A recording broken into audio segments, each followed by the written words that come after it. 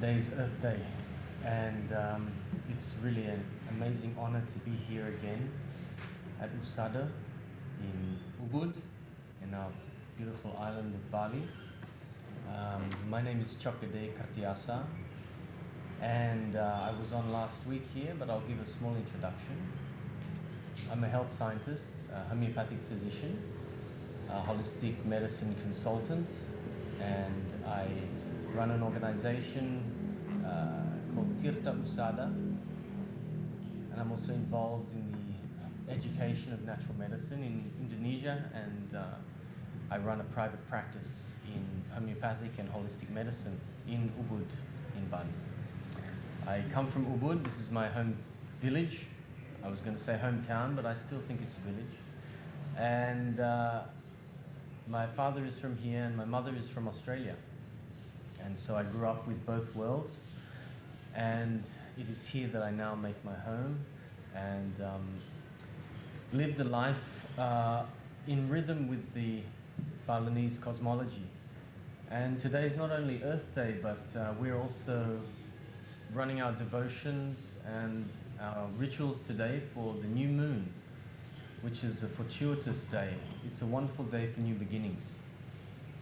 And it's a perfect day to talk about things like the subject we're going to discuss now, which is about microcosm and macrocosm and becoming whole. And it is the fundamental principle behind my practice as a homeopath, as a holistic physician. The quest for health is really the quest for becoming whole, the quest for becoming integrated. And the concept of macrocosm and microcosm goes through all of the traditions. It goes through the Eastern traditions, the traditions we have here in Bali.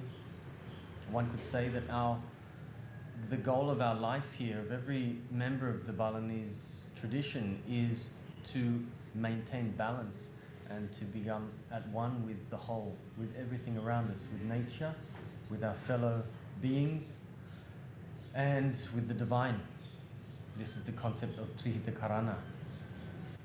It's about being at one with all. And the concept of microcosm and macrocosm also goes through the Western esoteric traditions, the alchemists, the hermeticists, the concept of the tree of life in the Kabbalah, and many, many other traditions. I personally have been a studier of Anthroposophy, philosophy of Rudolf Steiner. I've also looked into the Theosophy and the Gurdjieff traditions in the West, and I really see that there's a golden thread that goes through all of them.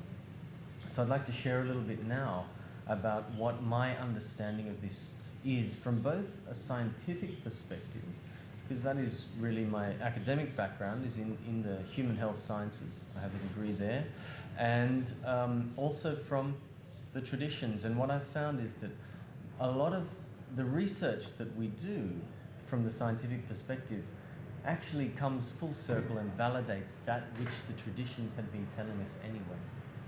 So it's a very interesting thing. Scientifically, it is well known that our body at any one time contains between 10 to 21 times more foreign entities than its own cells. And what I mean by that is viruses, prion, subviral, smaller than a virus, bacteria, single-celled organisms, amoeba, worms, parasites, head lice, all of these things. There's more of them on us than we have our own cells. When I discovered that, it was quite a profound event for me, because I realized that it was the defining moment when I truly realized, not just said it to myself, but I truly realized that we are a planet unto ourselves. Every being, every human being, every animal, every tree, in fact, is its own biosphere. So these little bacteria and viruses and so on and so forth are a bit like we are little particles living on this planet. Therefore, we are a reflection of the whole. If the way we are interacting with the planet as a whole is not life-affirming, is not in alignment with the natural rhythms, with the natural cycles, with the balance of nature, then how can we expect that our own internal microcosm will not be a reflection of that? This to me is pure logic. So it was also a realization that confirmed that yes, we are beings that both we heal ourselves and we also have the ability to do the opposite. The human being is a unique being on this planet because it has the ability both to heal and to destroy, to create and to destroy. And in the middle of that, we have maintain, or maintain the balance, maintain the harmony. So coming full circle, that is from the scientific perspective shows us this. There are many, many other studies that show that the experience of a group of people affects the collective. There is the concept of the collective unconscious, of the different events in the world that link us. There is the secret teachings or the secret life of plants, where plants are connected to us. They've shown this in laboratory studies that if you do something, if something happens to you while you're crossing the road, the plant that you're connected to will actually respond, and it's measurable. So everything is linked. Science is showing us this. The traditions have told us this since time immemorial. Coming back to my concept of healing, we can talk about specific herbs, we can talk about specific homeopathic remedies, vitamins, supplements, practices, so on and so forth. But for me, the fundamental thing is a conscious understanding of how the world works. Without that conscious understanding, all of our healing modalities go in vain. I've seen it happen many times. People go on, become organic, become very health conscious, but the way that they're living is highly linked to a consumeristic society. It's a little bit like, taking one step forward, two steps back in that case. Without judging, this is, the call is to really be acknowledged and to acknowledge our actions, to be accountable at this time. And what the world is going through now is really, there is no better time for us to sit down and reflect on each of our impacts on the planet, each of our choices. Every single choice that we make has an effect that ripples out amongst the entirety of creation. This is another belief that we hold here in Bali. No action, every single action has a reaction. That can be an immediate one, or it can come many, many years in the future. And the fact that the world has been put into a state of contemplation, I will say, in my terms. This is, for me, one of the biggest wake-up calls, that the earth herself is resetting. There are so many different versions about what's happening at this time. The media has so many different stories on the left side and the right side. But in listening to all of this, I felt one day that my head was going to explode. So I decided to listen to the teachings of the indigenous people of different parts of the world. One particular documentary, I would say, that really made a big impact on me was called Aluna, and it was about the Kogi people in Colombia. And it's an incredible tribe of people who have been considering themselves to be the keepers of the earth for time immemorial, we don't know. And that film in itself had a very, very deep impact on me. I listened also to Chief Orville Looking Horse and his messages about this time from the Native American tradition. I also looked into the Aboriginal traditions, the place where half of my blood comes from, Australia. And the message is the same with all. It's a very interesting concept to put them all together. They say the same thing in different ways. I remember from the Native American perspective, it was a statement that Mother Earth has a fever now, and she needs to lie down and regenerate. From the Aboriginal perspective, it was that Mother Earth is expanding now. There's a change in the structure of the Earth, not perhaps on a physical level, although there is a lot of geothermic activity at the moment, particularly here in Indonesia. We've had that increasing in the last year or so. But the concept of fever is very interesting from a holistic perspective, because I'd never looked at fevers as anything negative. We've been told to suppress fevers. And this is going to have two messages. This is going to have a health message and also perhaps a philosophy message in it. When we undergo a fever, from a holistic perspective, the body's structure is changing. The body becomes more fluid. The cells change. The cellular membranes change. And from the Anthroposophic tradition, they say that the I body, the sense of self, incarnates more strongly into the physical. In Indonesia, we have a very nice saying. When a child has a fever, we say, anaknya mau gede, or anaknya mau pintar. This was what the elders said. Now you say you have a fever, everyone freaks out and goes to the doctor and gets an injection. But in the old days, the fever, and what I said there means the child is going to grow. The child is going to become more clever or more intelligent. That was how, and that's still a phrase frequently used by the old people throughout Indonesia. When we have a fever, we change. When we have a fever, we develop a strong immune system. We develop immune cells that could not have been developed before we had that fever, or at temperatures lower than 38 degrees Celsius. This is a very, very important time, and whenever you go through a fever, my advice to anyone who has a fever is let that fever happen, support that fever, keep the person under, using the homeopathic or the herbal tinctures. We can help to maintain so that the fever doesn't become dangerous. I don't ever say that a fever can't become dangerous if left unchecked, but allow that process to happen, and you'll always come out at the other end much stronger, much healthier. And I've heard this many, many times, and I've experienced it myself many times. These events in my life were transformative. There was a strange feeling, as you know, when you have a fever. The feeling is like you're almost not here, 100% here. You're not that you're necessarily delirious, but your consciousness is very different. You're very focused inside your body. You're not too concerned about what's going around outside. But by the end of it, there's almost an uplifted feeling, and a feeling of strength and greater immunity afterwards. So that is a little bit about of my take from a health perspective as to what's going on at the moment in the world. And there are so many, like I say, there are so many different versions, and perhaps they're all right, perhaps some of them are wrong. Perhaps we want to side with one and go against the other.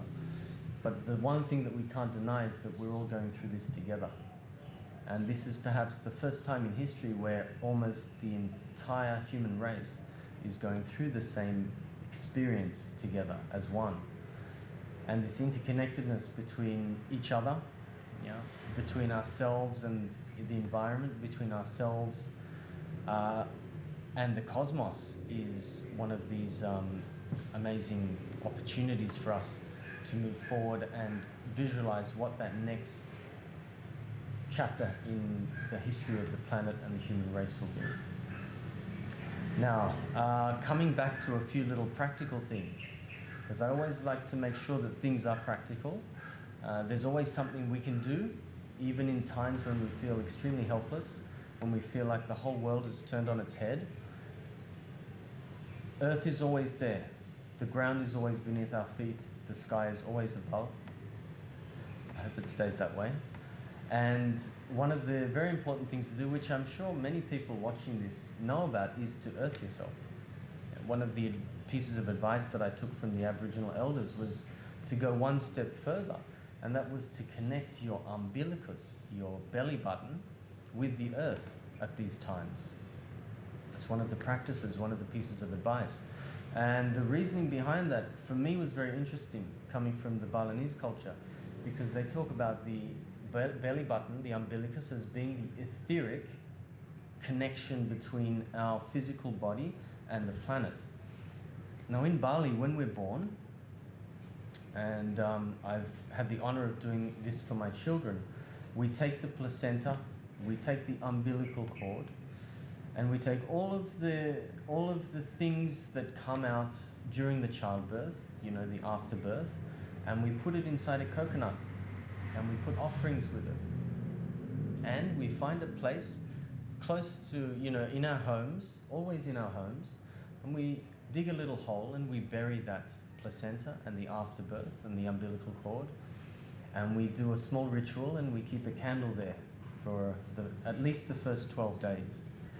And we place a stone on top of that, and we put, some of us put some spiky pandanus there as well to protect the child. And these we call our 4 brothers or 4 sisters. These are the placenta comes out, it represents one of the brothers. The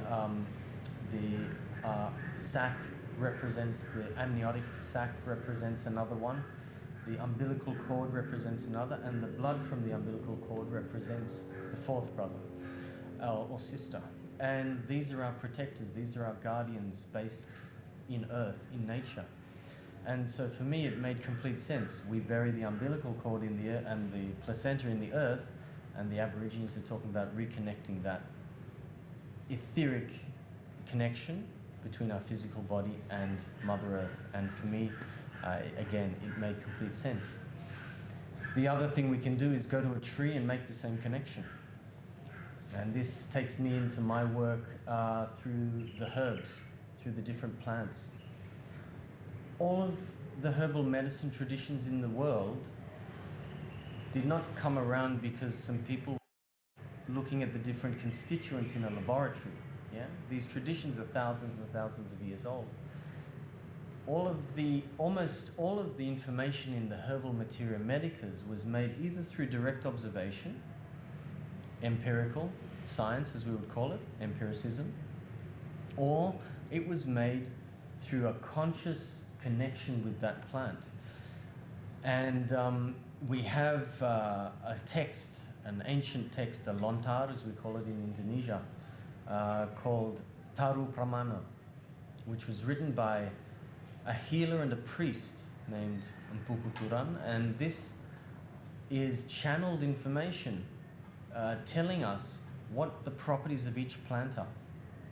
And the process that happened when what happened was he became disenchanted. He wasn't able to heal people as well as he could anymore. So this healer and priest went into the jungle and started to meditate and said, I won't leave the jungle until I come up with a solution to become more effective, to become more of service to my fellow humans and beings on this planet.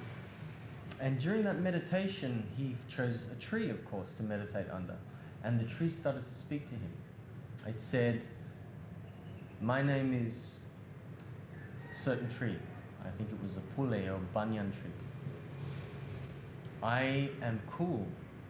I have the ability to heal these different illnesses. I have a personality which is like this, this, this, and this. And so on and so forth. So indirectly, he had opened up a channel to communicate with the plants. And this is a tradition that goes through all of the healing methods, the different messages given by whether it's from the East or the West, the Ayurvedic, the Chinese medicine tradition. They all have their different saints and their different teachers who had channeled this information. Modern science is actually validating that through laboratory tests. And to be quite honest with you, we're not discovering all that much more. It's more of the desire for the material mind and the material philosophy to validate that, which I think in itself is a wonderful practice. Yeah, it helps us to channel our energies into something constructive and something in alignment with nature. Now, we each have that ability within us. And one of the things that I teach some of my students in our workshops and retreats is a method of communicating with the different elements around us in nature, whether they be plants, rocks, different water sources, so on and so forth. And the material that I use comes from various sources. It comes from my own experience here in Bali, through reading the different lontars here. There are also teachers around the world in different parts. You know, one particular in America, a man named Stephen Harrick Buhner, who's an accomplished herbalist and also has a scientific background. He's also taught certain methods that I found were very similar to what I did in terms of communicating with the plant. And the way that we can communicate with these elements is not through our head, it's through a heart-centered meditation. So having this time to reflect, limited time in nature, but in a lot of people's houses we have plants, we have things around us. Why don't we do a little exercise?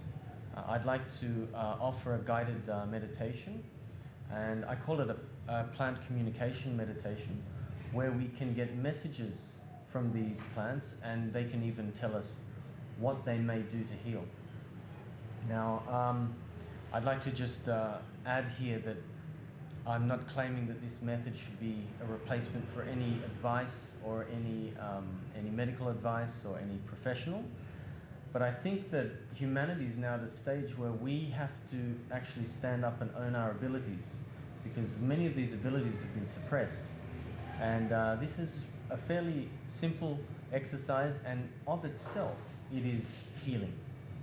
So make yourself find a comfortable position.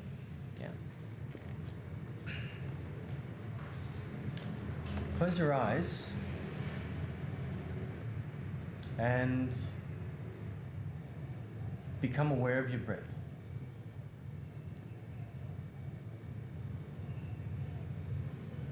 Just feel the rhythm of the breath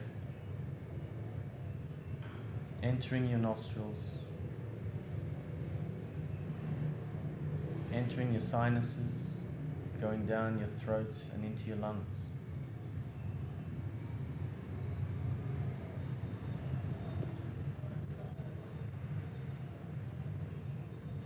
And visualize, once you have that connection with the breath, you can visualize a light, whatever color you choose.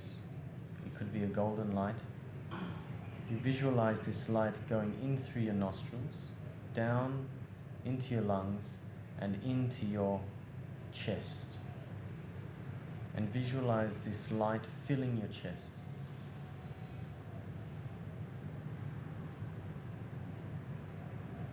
Visualize on your out-breath this light also ascending from the chest, up the throat, and through the nose, and out again.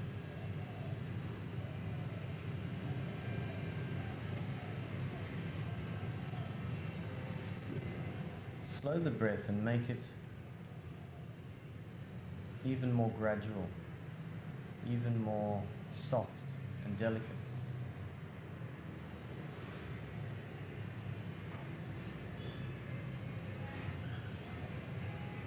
And then when you've visualized this and you've established a relationship with the cycle of the breath,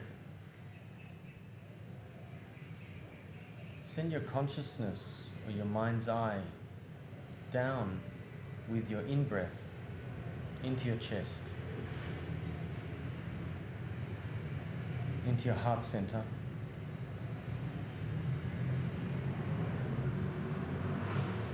and visualize what it feels and looks like to be in your heart center. Just sit in that space.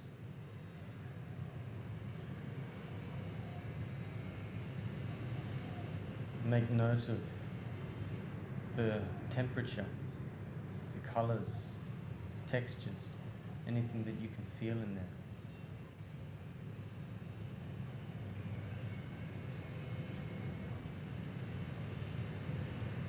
And in front of you, you will see a door.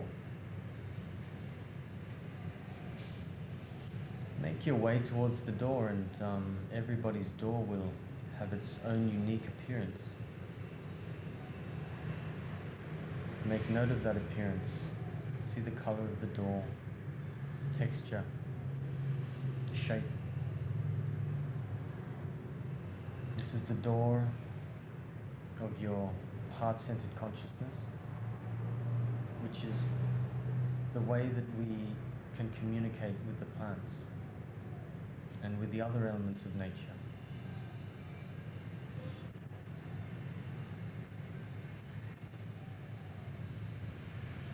Make your way slowly and with reverence towards this door. And when you feel ready, you can open that door and take a step through.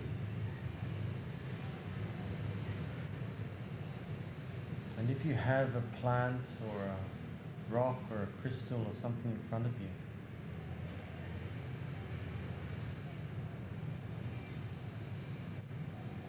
you can visualize that element, that plant or that rock or crystal or water or whatever it is in front of you. And you start a dialogue. You ask a question. You can ask any question you like. You can ask, what can you heal? You can ask, do I need you?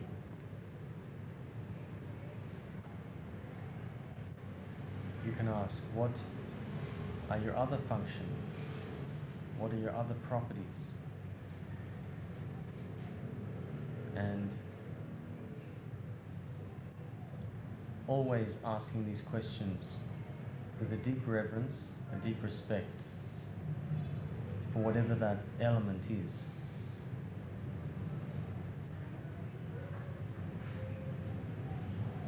And then you simply listen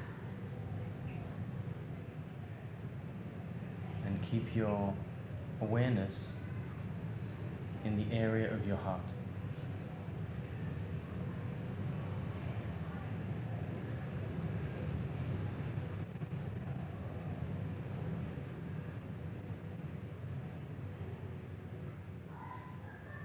And when you've absorbed the information, when you've heard the messages, when you've felt the feelings, you may feel sensations in your body, you may feel all sorts of things. At that point, you may feel it's time to end the conversation, communication with that plant or that element, and you say so. Thank you. Thank you for all that you've given. Thank you for all that you've shown me. With respect, I take my leave and I return into my heart center. And then in your mind's eye, you turn around and approach the door of your heart. You open that door again, pass through back into your heart center, and you close the door firmly and gently behind you.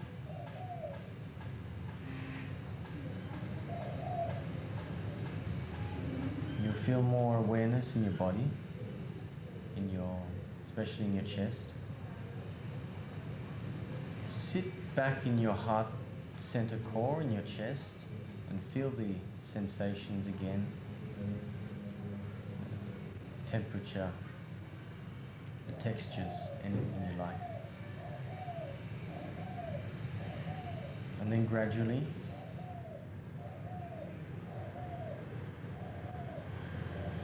become aware again of your breath.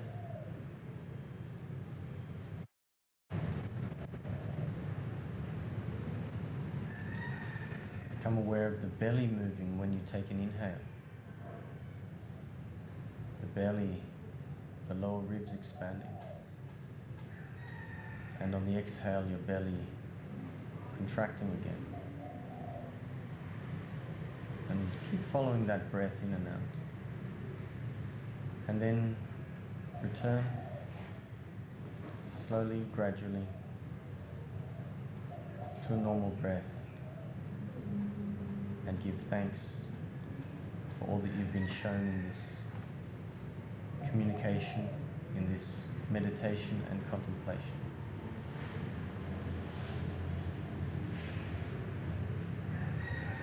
Now, this is an exercise that I've done with many of my students. To some who are new to it may think it's a little strange. Didn't know we could talk to plants. Not only Dr. Dolittle can talk to the animals, but we can also talk to plants. I can tell you that as a scientist, I always have this scientific mind with things, and I always like to see some statistics. And taking some of my students who have no knowledge of certain herbal properties, we did this meditation, and they received information that they could only have read in textbooks. It was quite amazing. They received information that only myself and a couple of other participants knew about. And this was all done independently and without any sharing of information. So this is quite an incredible technique, and it just, in and of itself, it's a beautiful meditation to do. But in these times where humanity is being called to be accountable, to ownership, own this planet, own our effects on this planet, own our impact on this planet. This is one particular meditation that I personally love to do with the plants, and sometimes even with crystals and rocks. And whether I'm out there looking for the information itself, or whether I'm just wanting to reconnect with nature and ground myself again, I find it to be a very empowering, very vitalizing, and very calming exercise. So I hope it brings at least some peace, some vitality to your day, and perhaps you may get some interesting information from plants that you didn't think had any properties before. I will just say, I'm probably obliged to say as a disclaimer, please do check and verify those things with the relevant materia medicas and herbal information. There can be plants that are toxic, so don't just go and talk to a toxic plant and then drink it. It may be that you need to turn that into a homeopathic remedy, of course, but always check and verify the properties that we have knowledge of in all the plants before you try them out, especially if there's children or anything like that. But keep a journal, write these things down, and you might find that you find some cross-verification between the existing material and what you pick up. So to end my talk today, I would like to just bring us back to the concept of microcosm and macrocosm, which was my subject today. I may have gone off on a little bit of a tangent, but I feel that everything is connected, everything is relevant, and we are a manifestation of the whole. The way we treat our bodies is a reflection of the way the planet is treated, and the way we treat the planet will reflect again on the way our bodies are adapting and the symptoms that we experience. So it's a time now for all of humanity to become very accountable and to really own the way that we take care of ourselves as well as the way that we take care of our planet. And I pray that this is going to be a quantum leap in consciousness where we become even, we come that step closer to this consciousness of oneness with all of existence. That we are a part of the whole and the whole is a part of us. And with that, I would like to give my deep gratitude to all who've watched, to Usada, to Scott Bauer here and the team. Thank you for having me. And I pray on this Earth Day that Mother Earth heals us and heals herself, and that we're a part of the process always. Thank you. Om Swastika.